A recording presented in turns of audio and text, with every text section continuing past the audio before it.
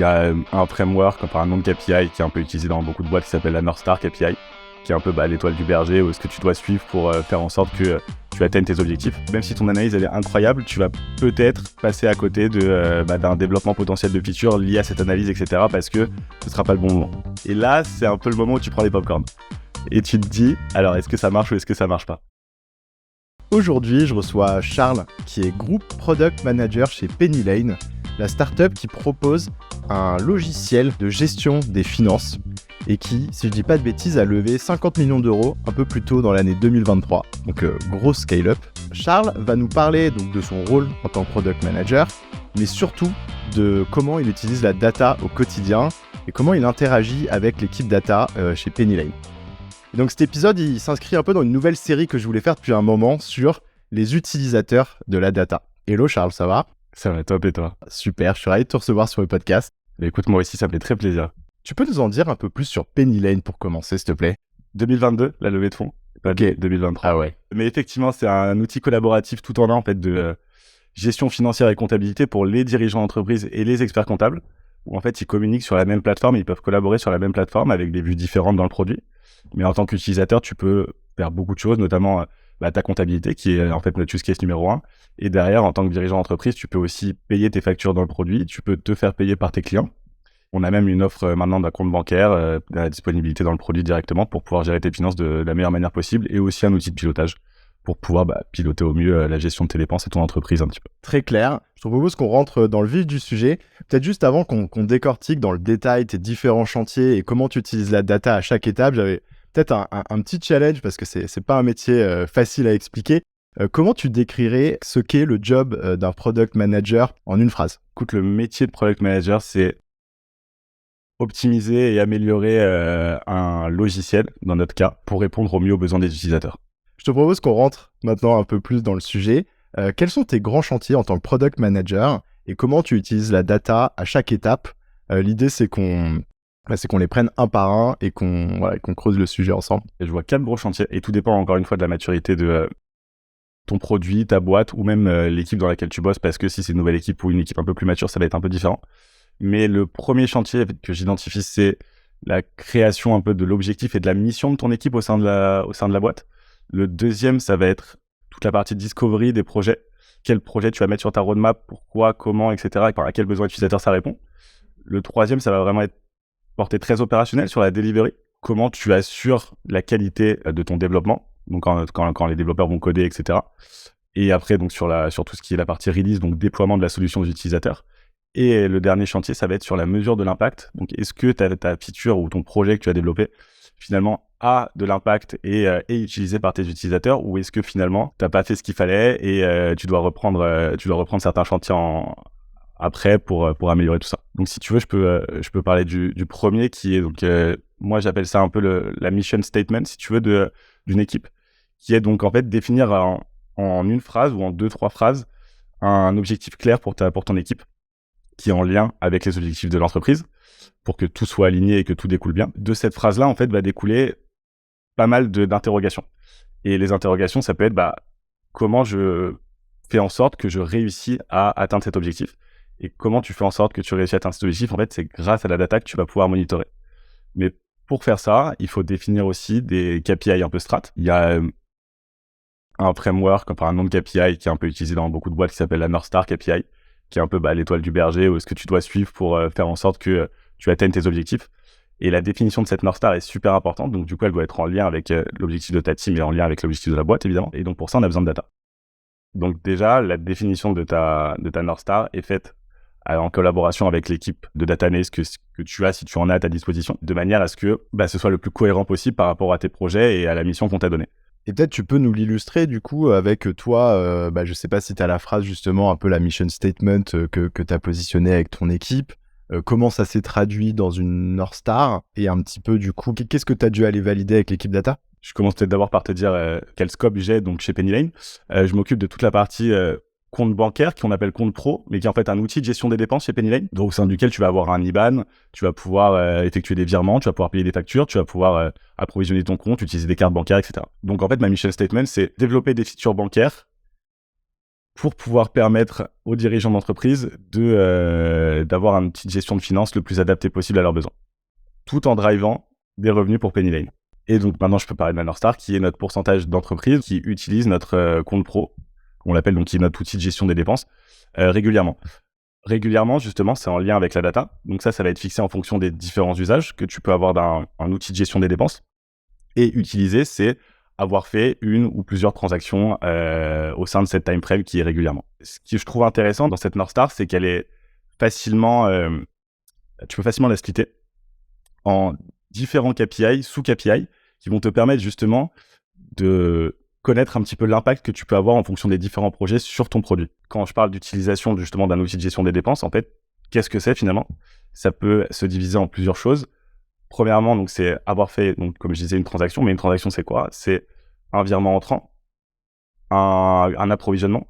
Ça peut être un virement sortant, un paiement de facture, un paiement par carte, etc. Et donc, quand on arrive à décomposer tous ces KPI, et dans un framework que j'aime bien qui s'appelle le framework du Missy-Tree, on arrive à voir l'impact que chaque projet va avoir sur le sous-KPI et donc qui va enrichir le KPI principal qui est la North Star. Donc en fait, cette première étape, c'est vraiment décortiquer tous les KPI en fait, qui vont te donner de la visibilité sur l'usage de la fonctionnalité ou des fonctionnalités sur lesquelles tu travailles. Et en fait, tu dois le faire au départ parce que ça va te permettre ensuite, quand tu seras plutôt sur justement du développement de nouveaux éléments dans tes fonctionnalités ou d'ajout de fonctionnalités, bah, tu pourras voir l'impact sur tous ces KPI que tu as établis au départ. Exactement. En fait, chaque projet correspond normalement à un sous-KPI ou à plusieurs sous-KPI, ça dépend, mais généralement, on essaie de les faire indépendants, de manière à voir vraiment l'impact que tu vas avoir sur ta North Star et du coup sur l'objectif que tu vas atteindre à la fin de l'année ou à la fin de la timeline que tu as définie. Ça se matérialise comment ? Est-ce que finalement, tu as un tableau de bord que tu vas avoir au quotidien déjà avec l'intégralité de ces KPI que tu as identifiés au début quand tu es arrivé ou voilà, au début de cette mission en tout cas ? Ouais, j'ai plusieurs tableaux de bord.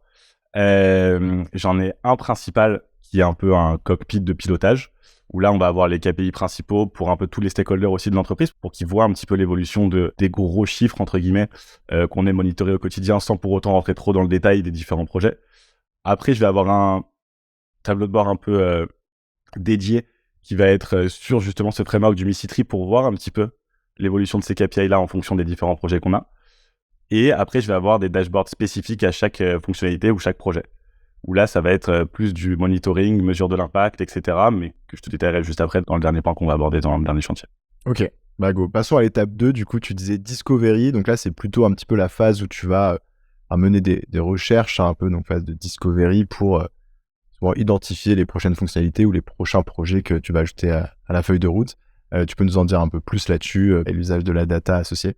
La discovery, ça peut paraître un énorme mot comme ça, mais en fait, il y a plusieurs manières d'aborder le problème.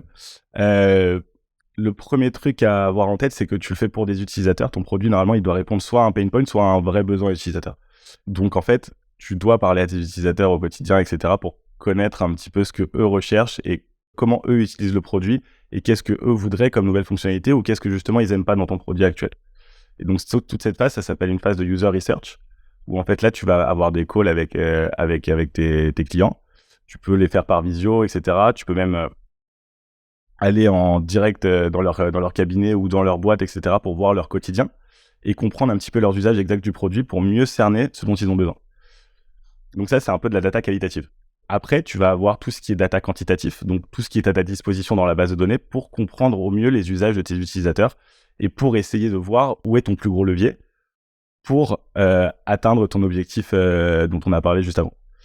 Typiquement, si tu reprends la méthode du Missy-Tree avec les sous-KPI, tu vas regarder un petit peu celui qui a le moins d'impact sur ton KPI global. Et peut-être que celui qui a le moins d'impact, tu vas peut-être un peu plus creuser dessus pour comprendre pourquoi il a moins d'impact que les autres. Et si tu arrives à identifier celui qui a le moins d'impact, tu vas te dire, mais pourquoi est-ce qu'il a moins d'impact ? Ah, peut-être que c'est ça, mais du coup, si tu croises avec ta user research, tu vas dire, mais peut-être qu'il y a un truc à faire là-dessus sur cette fonctionnalité en particulier, etc., etc. Et c'est comme ça que tu arrives à faire un petit peu à établir différents gros projets qui vont enrichir ta roadmap. Et ça se fait à l'aide des data analysts, justement, de l'équipe produit. Tu vas un peu jumper un coup avec du quali, tu vas parler avec des clients, donc là, ça va être juste des insights qui vont te remonter sur ça, sur le produit, j'ai pas bien compris, ou enfin, peu importe.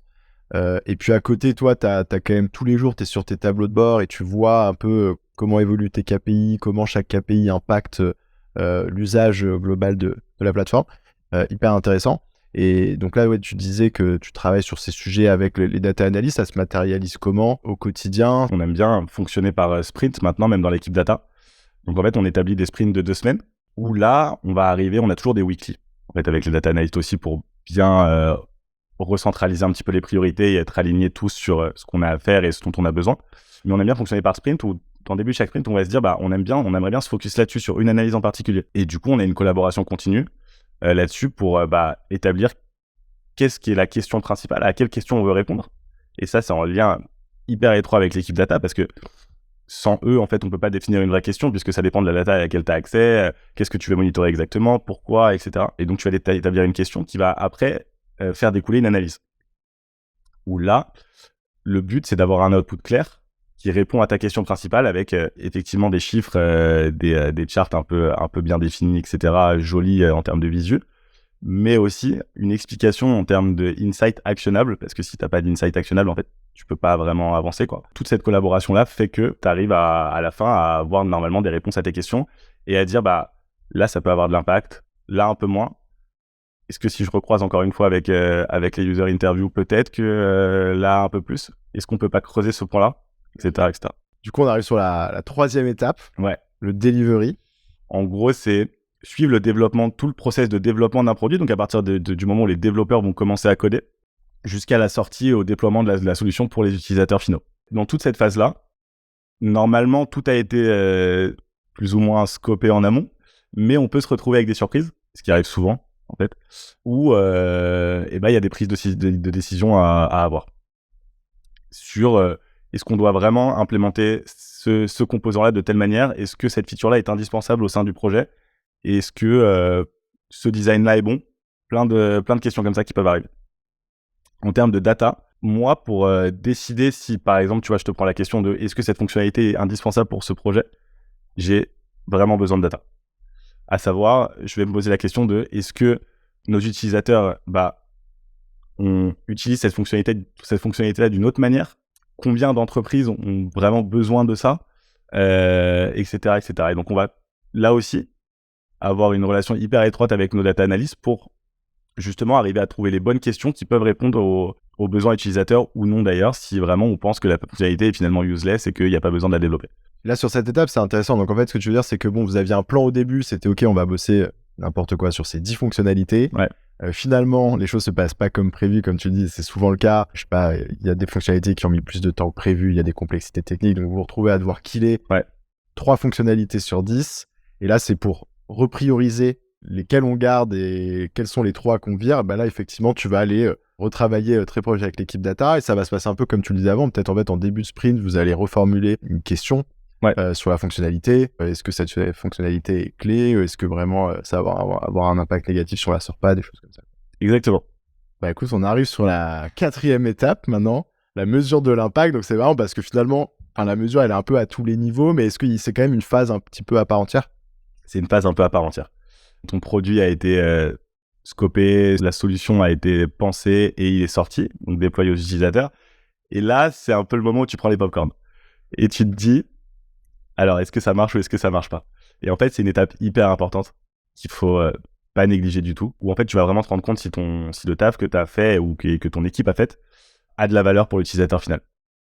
Et pour ça aussi, en fait, on a besoin de la collaboration avec nos data analysts et notre équipe data pour justement mettre en place les bons KPI, les bons outils pour pouvoir permettre à l'équipe de voir son impact, mais aussi à toutes les parties prenantes de la boîte dans laquelle tu bosses, de voir si ce que tu as fait, en fait, ça marche ou pas et est-ce que nos utilisateurs sont contents. Il y a aussi beaucoup de reporting et de communication là-dessus, à savoir est-ce que le temps que tu as investi dans cette fonctionnalité-là, il était valuable ou pas, et sinon, c'est pas grave, ça veut dire que tu as appris, mais il faut itérer dessus pour améliorer ton produit.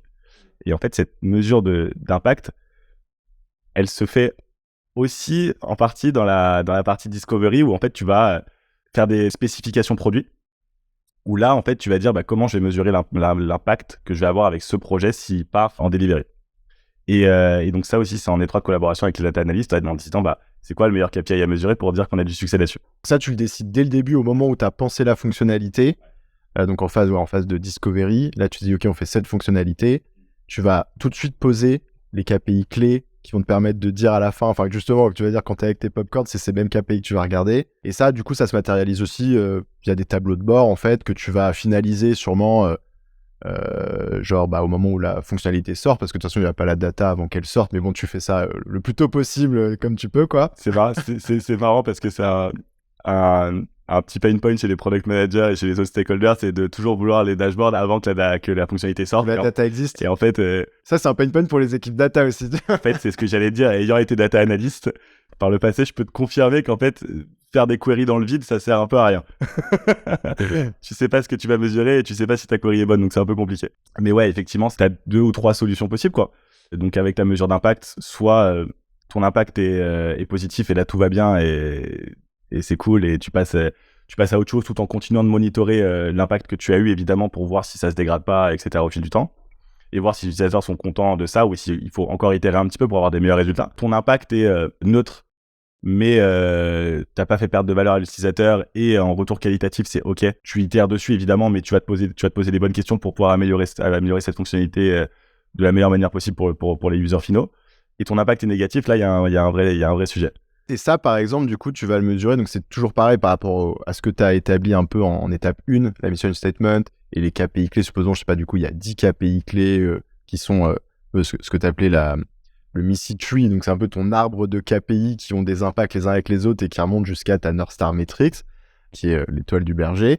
Et en fait, au moment où ta fonctionnalité sort, voilà, tous les jours, tu vas être sur ce tableau de bord-là, entre guillemets, ces tableaux de bord détaillés, et tu vas rapidement voir si les courbes partent dans la mauvaise direction, ou est-ce que ça va un peu plus loin que ça, c'est carrément de l'A/B test, ou ça dépend des fois? Tu peux faire de l'A/B test aussi. Effectivement, ça dépend de la maturité de ton produit, ça dépend de ton nombre d'utilisateurs et ça dépend de est-ce que tu as assez de data pour le faire aussi? Est-ce que ce sera statistiquement fiable, etc. Et ça c'est évidemment en lien avec l'équipe data hyper étroitement, bien sûr. Et juste pour revenir un peu sur la collaboration avec l'équipe data, alors comme tu dis, ça dépend beaucoup des boîtes, ça dépend si tu as un product data analyst qui est dédié à ta squad ou si tu partages un product data analyst avec d'autres équipes. Je pense qu'il y a une spécificité pour toi, parce qu'effectivement, on l'a pas rappelé au début, on était trop pressé de rentrer sur le sujet, mais tu as été product data analyst pendant longtemps chez Doctolib. Donc toi, en plus, tu es hyper autonome sur plein de sujets data.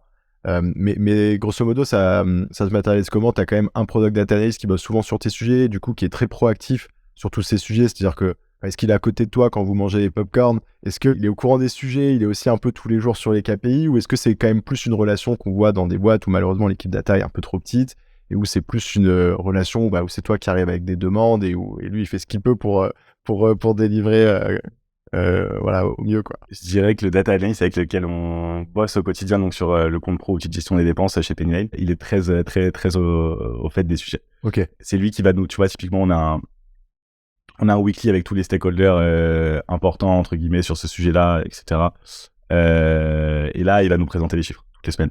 Okay. Et donc il va être là, il va dire bon, il y a ça, comment est-ce qu'on explique ça? Et en amont, lui proactivement, il va dire on explique ça parce que j'ai regardé, il y a ça aussi, etc. Donc il va quand même aller creuser les sujets. Et c'est d'ailleurs je pense une qualité un peu essentielle, tu vois, enfin essentielle. En tout cas, rechercher quand t'es product manager chez le data analyst avec lequel tu bosses, c'est justement d'être proactif et de vraiment rentrer dans les sujets dans le détail, et pas juste de te donner des dashboards ou des chiffres, mais vraiment d'expliquer et de transformer ça en insight actionnable. Quel est le plus gros challenge, tu dirais, que tu as rencontré dans ta collaboration avec l'équipe data, malgré tout, ou avec le product data analyst? Je crois vraiment à un truc qui est le momentum de l'analyse.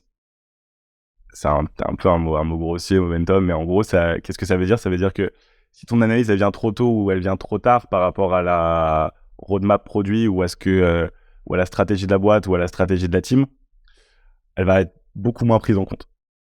Et tu vas peut-être, même si ton analyse elle est incroyable, tu vas peut-être passer à côté d'un développement potentiel de features lié à cette analyse, etc. parce que ce sera pas le bon moment. Ou alors tu vois, on aura repriorisé un autre projet parce que l'analyse a mis trop de temps à venir et du coup, on est reparti sur 2 mois de développement et il faut peut-être attendre 2 mois avant de reprioriser ce truc-là. Donc c'est vraiment, tu vois, en termes de collaboration, essayer d'être le plus au fait possible de la roadmap, le plus au fait possible de la strat de la boîte et des KPI en question et ce sur quoi l'équipe produit bosse en ce moment vraiment. Et ça, du coup, ça met vraiment en exergue les qualités du modèle qui est souvent adopté d'ailleurs dans les startups, scale-up qui est d'avoir une collaboration très proche avec un product data analyst qui est vraiment intégré dans l'équipe, ou du moins qui est dédié à l'équipe et qui va être finalement assis à côté du product manager dans beaucoup de meetings et en capacité de faire les bonnes anticipations. Pareil, ça marche des deux côtés, hein. Et le product manager va du coup rapidement comprendre ce qu'il peut attendre du product data analyst, enfin voilà, comment le temps que les analyses mettent, etc. Et du coup, ce rapprochement, en fait, c'est un peu ça, une des solutions, en tout cas, au challenge que tu évoques. Je suis complètement aligné avec ce que tu viens de dire, parce que parfois, il y a une incompréhension de ce qu'est le métier de product data analyst, ou même ce qu'est le métier de data analyst en général, ou même de ce qu'est le métier de data, tu vois, plus globalement, si on prend le truc dans son ensemble.